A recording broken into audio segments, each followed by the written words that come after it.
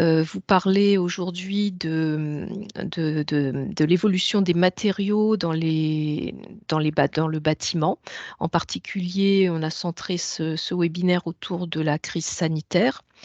C'est le cinquième webinaire dans la veille bâtiment du futur qui est orienté sur l'évolution, comment le bâtiment va évoluer, quels sont les enjeux pour les entreprises mécaniciennes qui produisent des équipements pour le bâtiment. Ces webinaires donc sont assortis de dossiers de veille qui sont publiés sur la Mécatech et ils sont également un moyen pour nous d'avoir un échange avec vous pour faire remonter vos attentes sur cette question. Et donc, voici la liste des webinaires qui ont déjà eu lieu et pour lesquels vous pouvez écouter les replays si vous êtes intéressé. En janvier, nous avons eu l'évolution des systèmes de chauffage et de refroidissement.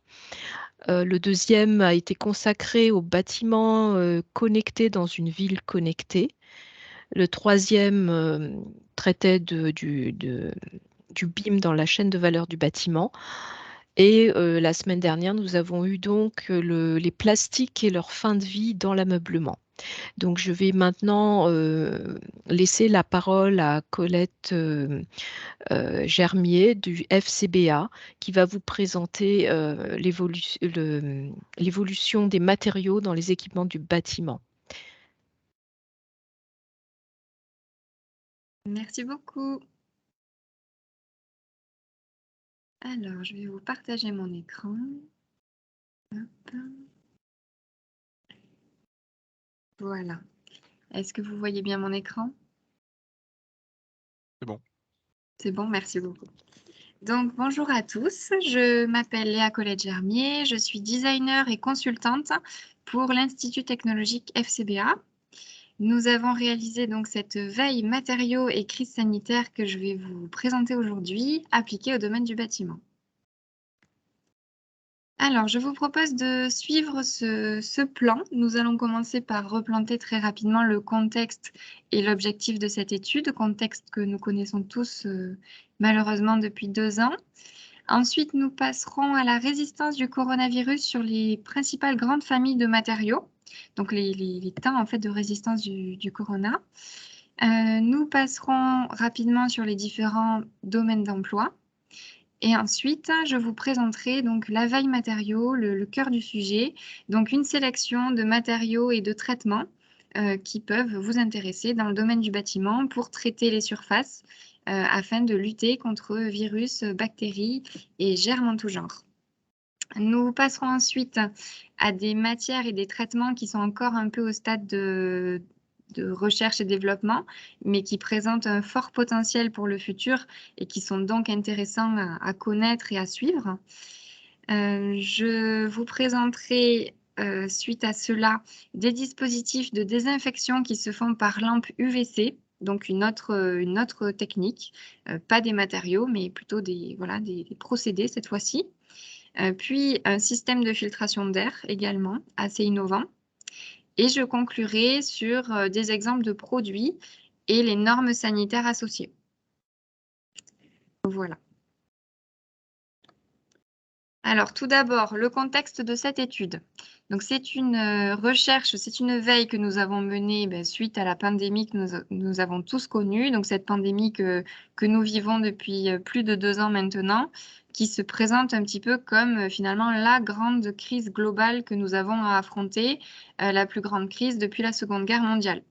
Donc, au-delà de la gestion de la pandémie, au-delà de la gestion même de la crise sanitaire, dans le monde entier, nous avons bien vu que cette épidémie a engendré aussi des bouleversements qui sont d'ordre sociaux, économiques et politiques, qui ont donc des répercussions assez profondes sur l'organisation générale de nos sociétés.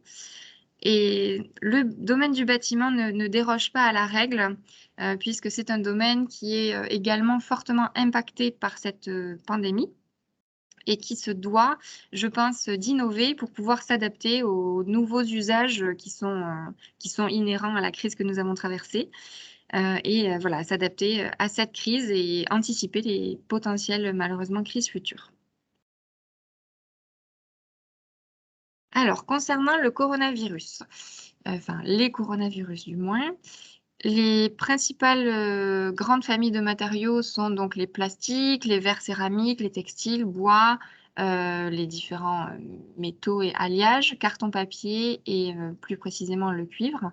Vous avez ici sur cette slide le nombre de jours approximatifs de résistance du corona sur ces différents matériaux, avec les sources citées en bas de page à chaque fois si vous souhaitez en apprendre plus. Donc, vous le voyez sur le cuivre, par exemple, le corona résiste assez peu. C'est juste quelques heures, contrairement au plastique, qui sont donc en fonction des différents types de plastique, des matériaux assez lisses sur lesquels le corona va pouvoir persister jusqu'à 9 jours. Donc, le choix du matériau va être primordial en fonction de l'usage que vous souhaitez en faire dans le bâtiment. De manière générale, une règle aussi qui s'applique à tous les matériaux, les virus, et en particulier le SARS-CoV-2, survivent beaucoup moins bien sur des surfaces lisses que sur des surfaces rugueuses. Ça peut sembler un peu logique, dans le sens où les surfaces lisses sont aussi beaucoup plus faciles à nettoyer. Le virus va moins adhérer, tout simplement, alors que dans des surfaces rugueuses, il va pouvoir se loger dans des petits interstices au sein de la matière et persister beaucoup plus longtemps dans le temps. C'est une règle qui va varier aussi en fonction d'autres paramètres, notamment l'humidité et la température de la pièce, qui peuvent favoriser la propagation du virus ou au contraire la limiter. Ces surfaces lisses dont je vous parlais se nettoient beaucoup mieux, sont donc à privilégier. On peut les nettoyer principalement à base d'eau de javel ou d'éthanol, deux produits qui fonctionnent très bien, qui sont des agents biocides très efficaces. Ou sinon utiliser des matériaux, on y viendra plus tard, qui sont directement biocides.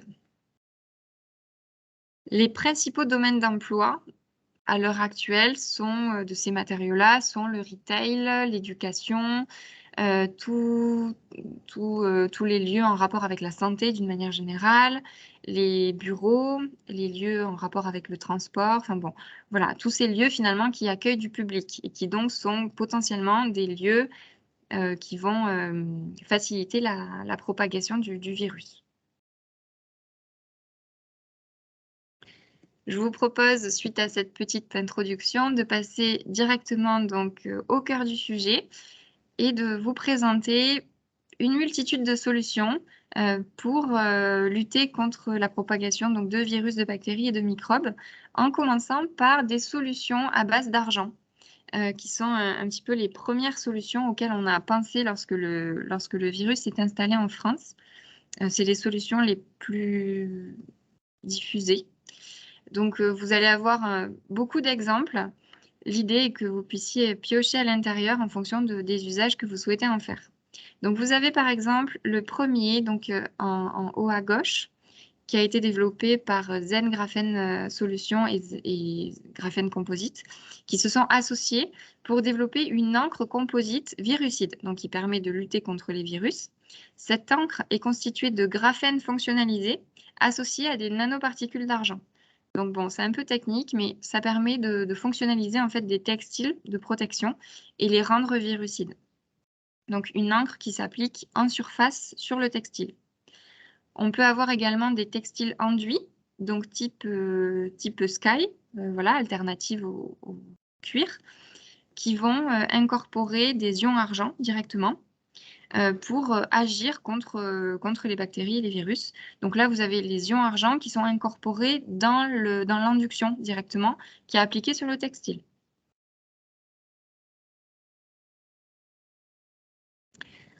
D'autres types de traitements ici, enfin de textiles.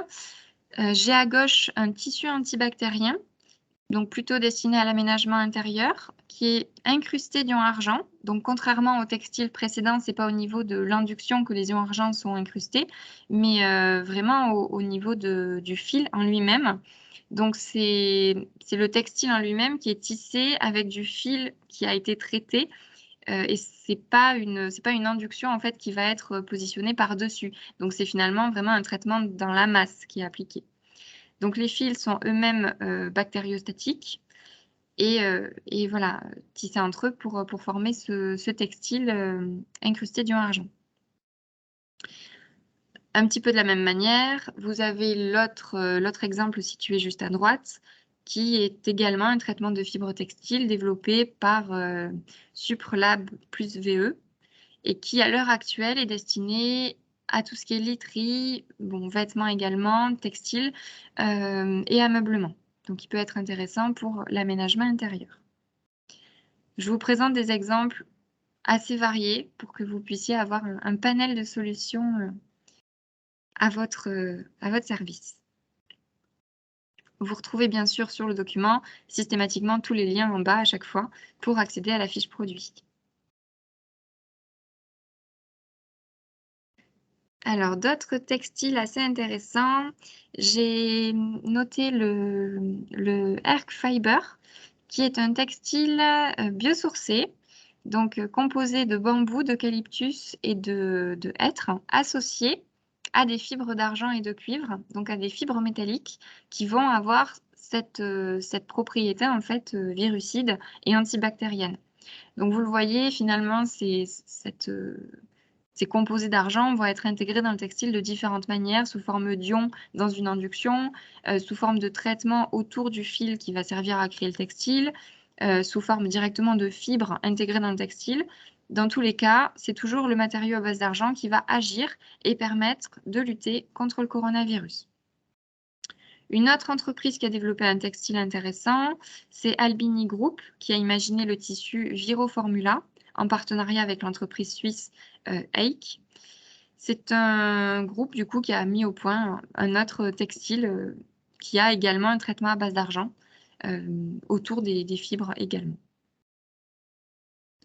Donc en fonction de vos besoins, vous pouvez avoir un textile biosourcé ou non, en fonction des propriétés que vous souhaitez obtenir.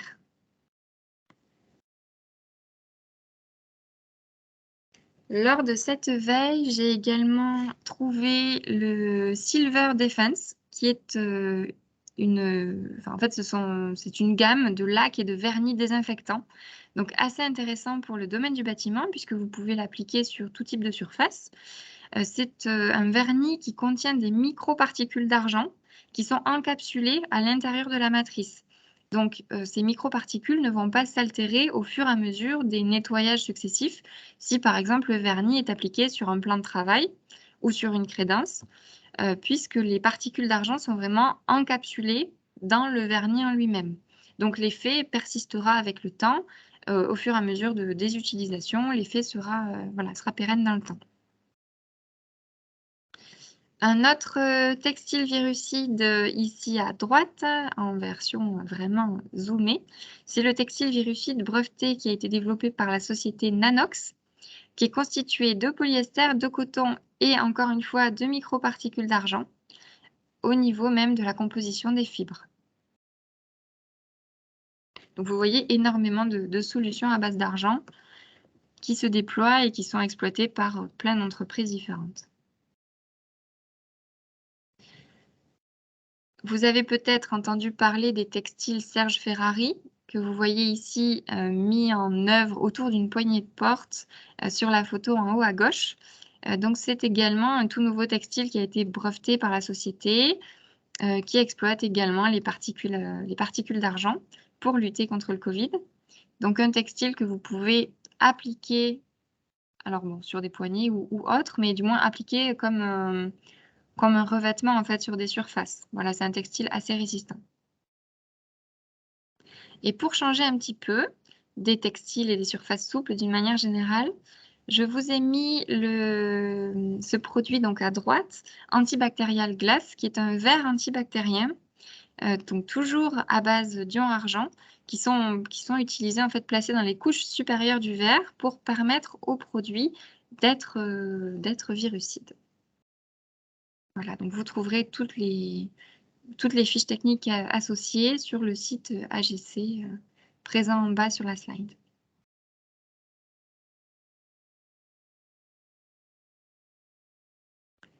Alors, nous avons parcouru plusieurs solutions à base d'argent. Je vous propose maintenant des solutions à base de cuivre, puisque ce sont les deux principaux métaux qui permettent de lutter naturellement contre le Covid-19. Alors, nous avons à gauche un matériau assez intéressant. Donc, c'est une peinture, en fait. C'est une peinture composite qui peut s'appliquer sur tout type de surface, qui est composée à 92% de cuivre et qui permet de recouvrir des objets de nature assez variée pour les rendre totalement virucides et bactéricides.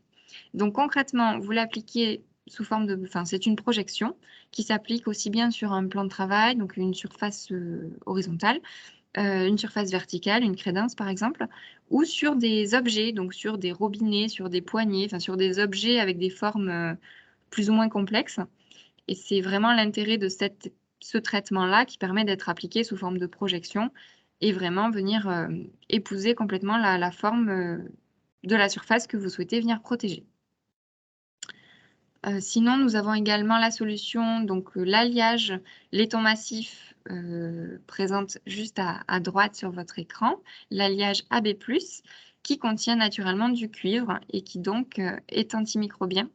Vous pouvez l'utiliser comme vous le voyez sur la photo pour des poignées, par exemple.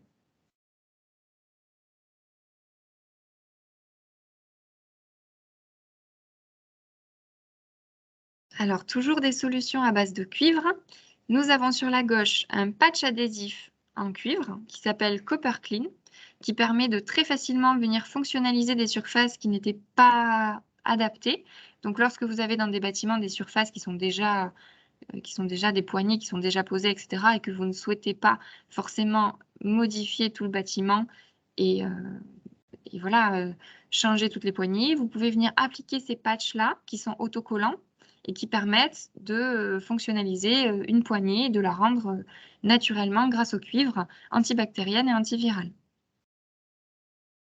Sur la droite également, un procédé d'impression 3D donc à base de cuivre qui permet de venir toujours fonctionnaliser les surfaces. Donc c'est un procédé qui s'appuie sur une technique de projection à froid qui a été testée en laboratoire et qui a été approuvé contre le SARS-CoV-2 et qui permet donc de venir recouvrir en fait des surfaces existantes. Donc encore une fois, ces deux produits, c'est la même idée, ça va vous permettre de recouvrir des surfaces existantes sans avoir à les changer. Donc de recouvrir d'une très fine couche de cuivre. Bon, en sachant également que le cuivre est un matériau qui coûte relativement cher, d'où l'intérêt de l'utiliser en fine couche et non pas en massif.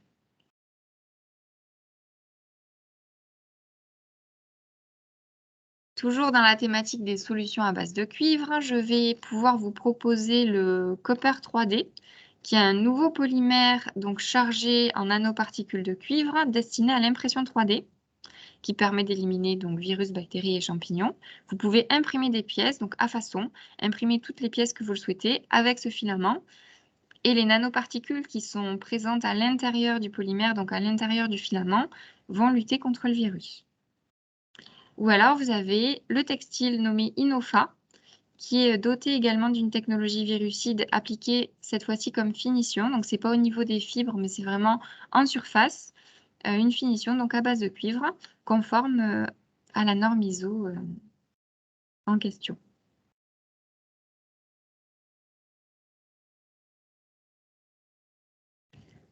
Nous avons parcouru un certain nombre de solutions à base d'argent et à base de cuivre. Je vous propose quand même d'autres matériaux, entre guillemets, anti-Covid-19.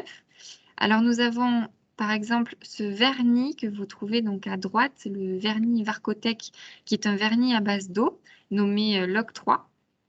C'est un vernis du coup antimicrobien qui est activé par la lumière et par l'oxygène.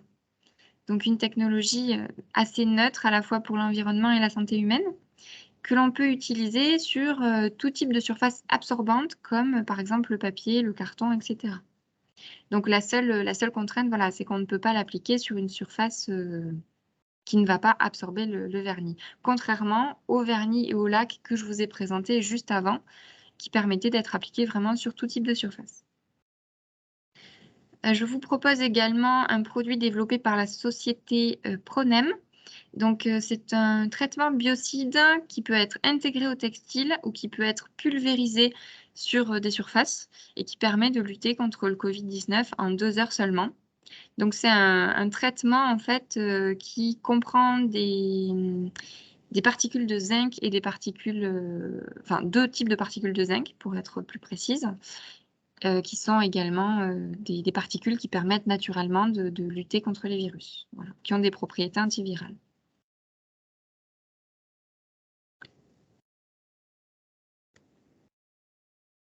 Alors, toujours d'autres matériaux anti-Covid. La société BioX Pro a développé un traitement biocide, donc à pulvériser également, comme le précédent exemple que je vous ai montré à la page d'avant. Donc, c'est un traitement qui peut s'appliquer sur presque toutes les surfaces et qui est efficace jusqu'à 90 jours. Donc, c'est un traitement, par contre, qu'il faudra prévoir de renouveler assez fréquemment quand même pour éliminer virus, bactéries et champignons. J'ai également la société Jargon qui a développé un tout nouveau film biocide qui s'appelle CoverSafe TM, qui permet donc d'être appliqué plutôt sur des surfaces lisses et soit horizontales, soit verticales. Donc c'est un film qui va vous permettre, par exemple, de protéger des tables d'école, comme on le voit sur la photo, pour lutter, encore une fois, contre les bactéries, germes et virus.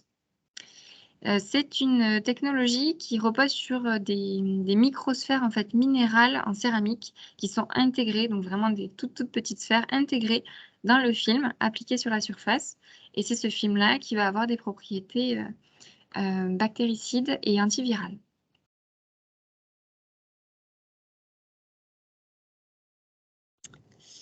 Alors, toujours des matériaux et des procédés pour lutter contre cette épidémie que nous connaissons depuis 2 ans. Nous avons à gauche le premier vernis virucide à base d'eau qui a été développé par donc la société DuPont. C'est un traitement du coup qui s'utilise également sur des matériaux absorbants. Donc voilà, c'est plus ou moins le même type de matériau que celui dont je vous ai parlé juste avant, qui devient également actif en rentrant en contact avec la lumière et avec l'oxygène. Donc vous avez 2 entreprises qui sont positionnées sur le même type de produit. Ça vous permet de comparer. Et à droite, je vous propose un film antimicrobien qui a été développé par la société Film Antimicrobien, du coup, qui s'appelle de la même manière, société éponyme, qui permet toujours de protéger des microbes et des virus. Donc un film que vous pouvez appliquer par exemple sur des portes, sur des surfaces horizontales ou verticales comme vous le souhaitez, qui s'applique sur tout type de matériaux, un film autocollant.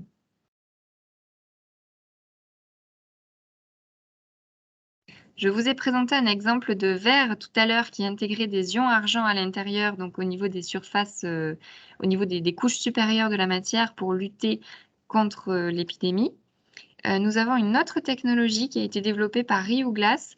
C'est un verre chauffant autodésinfectant qui va régulièrement monter en température. Donc, vous pouvez évidemment programmer votre verre pour qu'il monte en température lorsque le bâtiment est fermé au public ou lorsque, enfin, voilà, vous n'êtes pas en contact avec le matériau en tous les cas.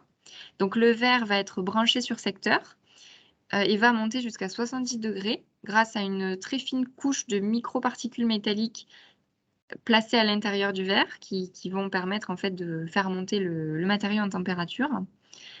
Et c'est ce choc de température qui va permettre de lutter contre le Covid-19 notamment. Donc une autre technologie, mais qui n'est pas autosuffisante, contrairement aux autres.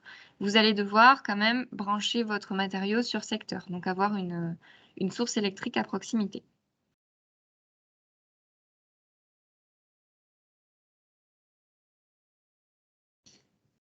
Alors, dans ce multiple choix de matériaux que je vous soumets, je trouvais intéressant de vous proposer aussi des matériaux entre guillemets naturels anti-Covid, puisque nous voyons souvent passer des solutions à base de nanoparticules notamment, qui sont potentiellement dangereuses pour l'environnement et la santé humaine, enfin du moins des solutions sur lesquelles nous n'avons pas énormément de recul.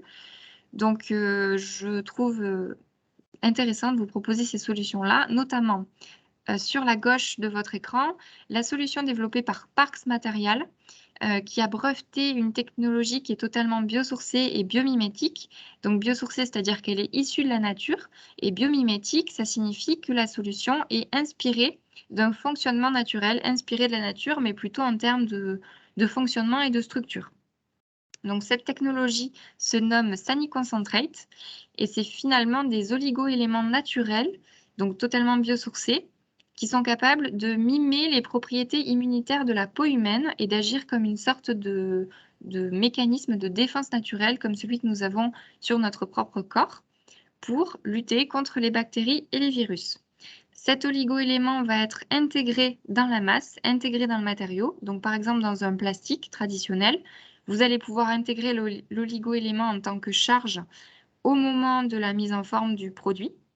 Donc pour injecter voilà, tout type de produit. Et l'avantage de cet oligo-élément, c'est que comme il est appliqué en tant que charge de manière homogène dans la matière, il ne va pas s'altérer avec le temps. Contrairement à des revêtements de surface qui, eux, peuvent s'altérer au fur et à mesure des utilisations, la matière va subir de l'abrasion en surface, ce qui peut altérer la finition, ou au fur et à mesure des nettoyages successifs. Là, l'effet sera illimité dans le temps, puisque même si votre matière est amenée à être rayée ou à être usée en surface, comme l'oligo-élément est présent dans la masse, il sera toujours en capacité d'agir. L'autre avantage de cette technologie, c'est que cet oligo-élément va également procurer des propriétés mécaniques supplémentaires à la matière. Donc c'est le petit plus, au-delà de son aspect virucide et antimicrobien, votre matière va être chargée et donc augmentée d'un point de vue mécanique. Alors une autre solution, donc pareil, naturelle, vous avez sur la droite un revêtement photocatalytique qui a été développé par la société Photonit, enfin qui s'appelle Photonit et qui a été développé par la société Nanoski, pardon, que vous pouvez retrouver donc en France, une filiale en France. C'est un traitement naturel qui protège contre tout type de micro-organismes vivants par le biais de ce procédé de photocatalyse qui est en fait une réaction chimique d'autodésinfection qui est activée par la lumière. Donc lumière naturelle ou artificielle. Donc tout simplement, à la lumière, votre matériau va en permanence s'auto-décontaminer grâce à ce revêtement. C'est un revêtement que vous pouvez appliquer sur tout type de matériaux. J'ai personnellement la matériothèque du FCBA, des échantillons revêtus donc, de ce revêtement, de pierre, de bois, de carrelage, voilà, vraiment tout type de matériaux, de verre, etc. Donc si vous souhaitez en savoir plus, vous avez encore une fois les liens en bas du document. Et je vous encourage à aller voir les vidéos qui sont associées à ces liens et qui vous permettent de mieux comprendre les phénomènes en fait, d'autodésinfection de ces matières naturelles. Une autre solution qui a été mise au point par la société Trajet, qui propose plutôt des textiles type velours. Donc vous le voyez ici, des velours pour plutôt le domaine du transport, mais qui peuvent tout aussi bien être utilisés pour du bâtiment, l'aménagement intérieur de bâtiments, à usage collectif principalement. Donc ce sont des textiles qui ont encore une fois une capacité d'autodésinfection grâce cette fois-ci à un traitement à base de dioxyde de titane. Donc le dioxyde de titane, c'est de la poudre qu'on trouve à l'état naturel ou qui peut être synthétisée et produite donc de manière industrielle, qui permet une photocatalyse naturelle. Donc c'est un petit peu le même procédé que le Photonit de Nanoski dont je vous ai parlé juste avant, mais ici grâce à ce composant de dioxyde de titane.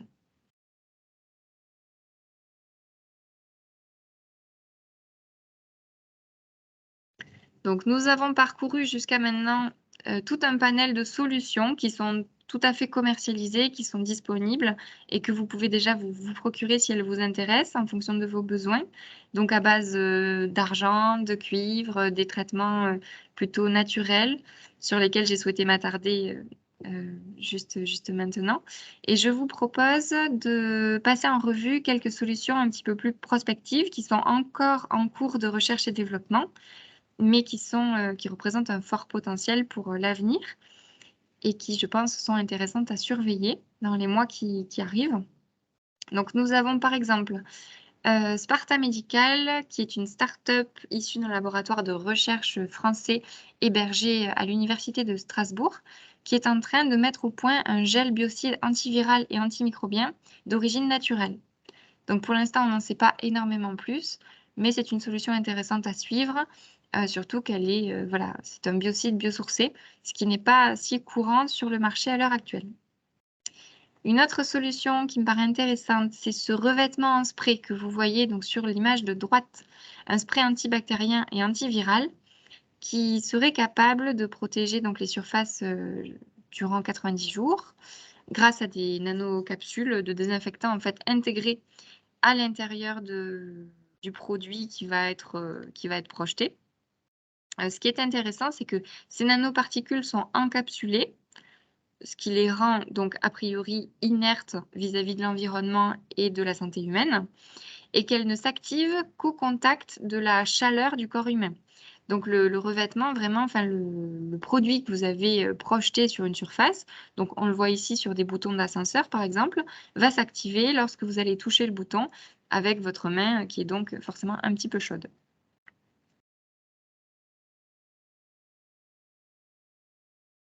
J'ai également repéré ces deux textiles innovants qui pourraient vous intéresser.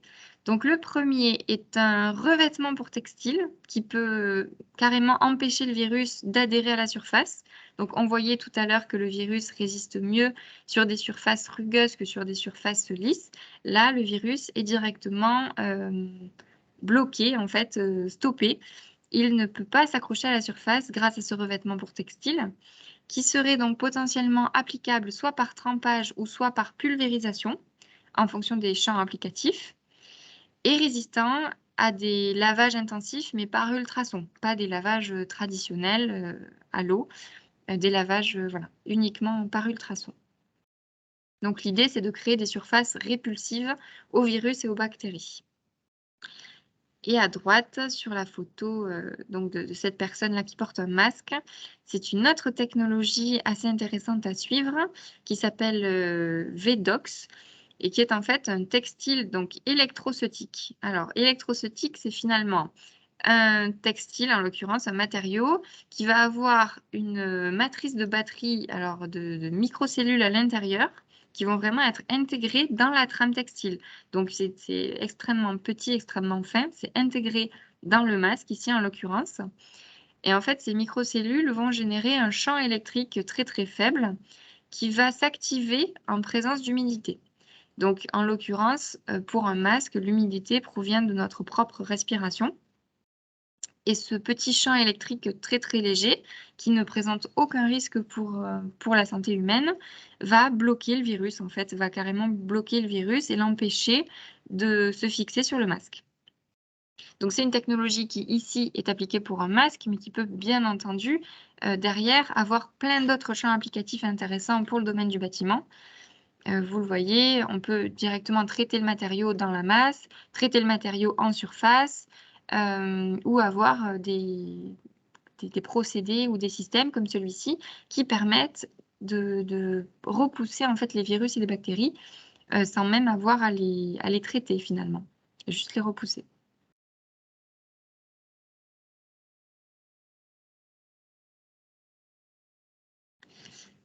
Alors, d'autres dispositifs qui se déploient de plus en plus dans le domaine du bâtiment, ce sont ces dispositifs, donc ces systèmes de désinfection par lampe UVC. Peut-être que certains d'entre vous en ont déjà entendu parler. Ce sont des lampes donc UV qui permettent de désinfecter une pièce, de désinfecter des objets, des surfaces. Donc vous avez plusieurs modes de présentation possibles en fonction des sociétés. Je vous ai mis un certain nombre d'exemples. Donc par exemple, la société française donc située en Auvergne, Diétal, a mis au point un luminaire désinfectant qui s'appelle Optimo UVC. Donc vous voyez la personne en train de monter le luminaire sur l'image de gauche. C'est un luminaire, c'est un plafonnier tout simplement, qui se positionne dans des espaces bureaux par exemple, ou enfin, des espaces voilà, fréquentés par du public, et qui permet de désinfecter à 99,99% la pièce lorsque personne n'est présent dans les locaux. Donc, par contre, c'est une technologie qui fonctionne lorsque la pièce est vide. Voilà. Vous avez d'autres systèmes, enfin toujours qui reposent sur la même technologie hein, de lampe UVC. Mais comme vous le voyez sur la photo de droite, c'est un dispositif portatif donc qui est utilisé pour désinfecter, par exemple ici, le bureau et le clavier de l'ordinateur, qui a été développé également par une société française qui s'appelle BioUV. Donc c'est un outil portable qui s'appelle le BioScan que vous pouvez en fait faire passer sur tout type de surface pour les désinfecter en quelques secondes seulement. Ces deux technologies fonctionnent grâce aux ultraviolets et proposent une désinfection qui est dite flash. Flash pour son côté extrêmement rapide.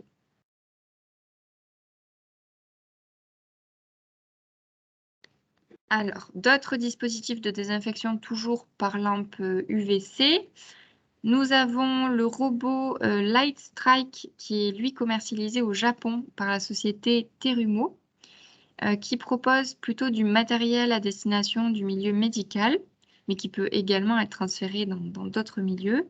Donc c'est un dispositif qui émet une lumière UV comprise entre 200 et 315 nanomètres, qui encore une fois permet de décontaminer les lieux, décontaminer les pièces en l'absence d'humain à l'intérieur des pièces. Vous avez également l'entreprise Else qui commercialise des portiques de désinfection et des lampes UVC. Donc vous voyez en partie droite les lampes, donc plutôt des luminaires, des plafonniers qui fonctionnent un petit peu de la même manière que celui que je vous ai montré précédemment, commercialisé par la société Dietal située en Auvergne, ou alors des portiques qui ont plus pour but d'être positionnés à l'entrée des bâtiments, par exemple, un peu comme des portiques de sécurité finalement, mais des portiques de désinfection qui permettent de désinfecter à la fois les personnes et les biens qui pénètrent dans le bâtiment, afin de ne pas laisser rentrer le virus. Voilà. Enfin, du moins d'éliminer un maximum. Après, si la personne est contaminée, évidemment, ça ne va pas décontaminer la personne, mais ça va décontaminer, soyons clairs, ses habits, ses objets. Voilà. Donc, comme vous le voyez, ce sont des produits qui fonctionnent de manière très rapide, en 20 secondes seulement, et sans danger pour les utilisateurs.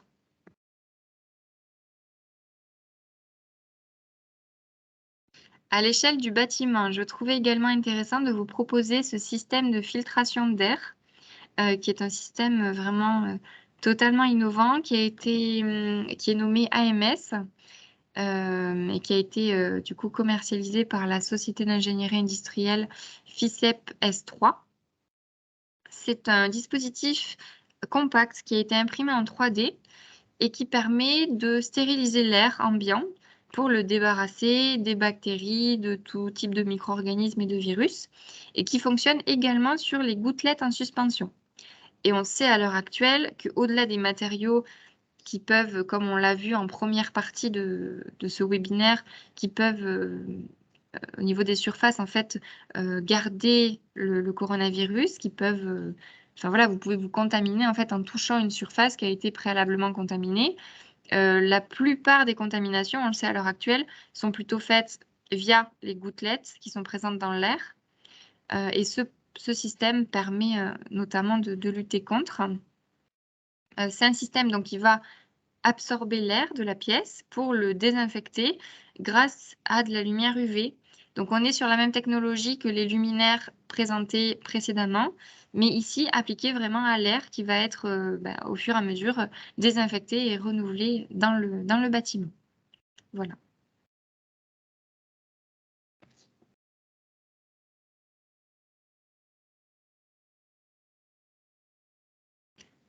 Alors je souhaitais maintenant vous présenter ces deux produits qui sont assez spécifiques et assez intéressants de mon point de vue. Donc pour le bâtiment, les poignées.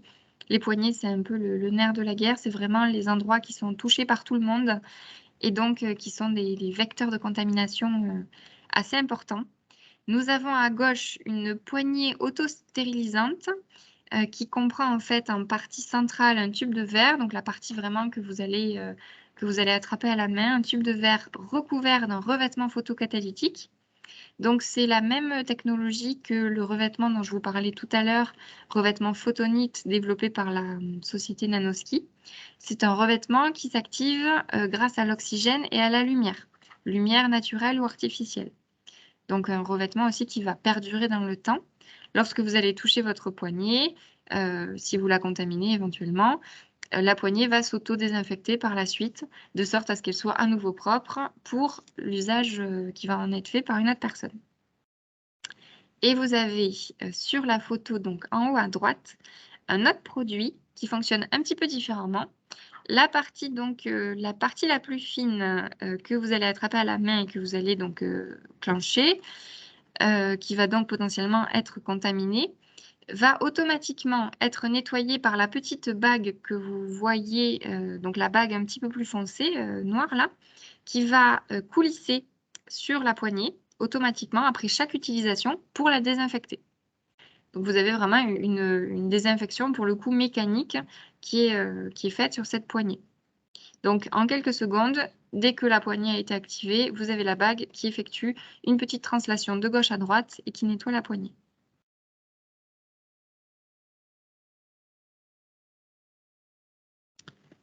D'autres produits qui ont déjà été mis en place dans certains lieux publics, vous avez sur la gauche le dispositif Everclean Hand qui est actuellement en démonstration, il me semble, donc oui, à l'aéroport de Lyon, c'est bien ça.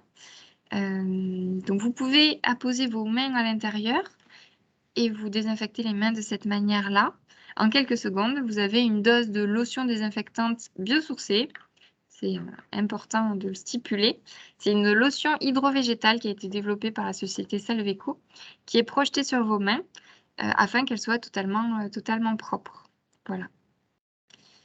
Et également à droite, un sas de désinfection qui s'appelle Isola et qui a été mis au point par la société BeLifeline et ses partenaires, qui fonctionne par un procédé de ionisation. Donc vous rentrez à l'intérieur du sas pendant une durée environ de 10 secondes pour être désinfecté.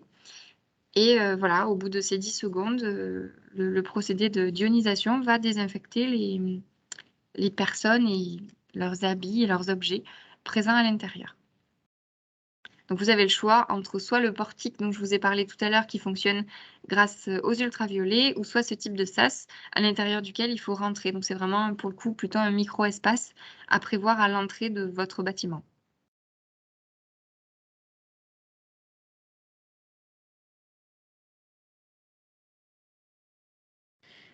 Donc suite à cette présentation non exhaustive, mais qui j'espère vous a inspiré de plein de matériaux et de produits à destination donc, du bâtiment qui permettent de lutter contre les microbes, les bactéries et les virus.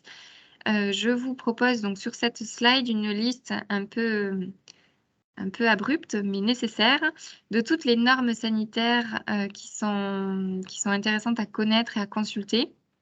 Donc, vous trouvez par exemple les normes NF et les normes ISO appliquées aux différents types de surfaces, aux propriétés biocides. Voilà, donc je vous invite à aller les consulter.